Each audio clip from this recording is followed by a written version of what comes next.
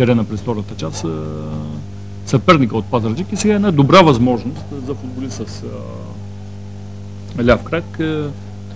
Току-що беше изминала 60-та минута, течеше 61-та и Йордан Петров обича да изпълнява от подобна позиция. Знаете, Мариан Генов много често е огорчавал вратарите, но пък с оглед мокрия терен, Орлин Бориславов е футболиста, който притежава много тежък удар с левия крак. Тук трябваше да се избере нещо добре балансирано между сила и техника. Според мен стената не е на необходимите 9 метра. Да видим дали пък няма да я разкъса Бориславов с един кинжален удар по топката. Въпреки забележките, не вземат под внимание особено изискванията на...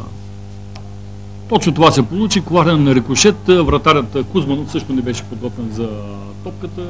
Дали се опита да я лови или буксира, но в крайна сметка в 61-та минута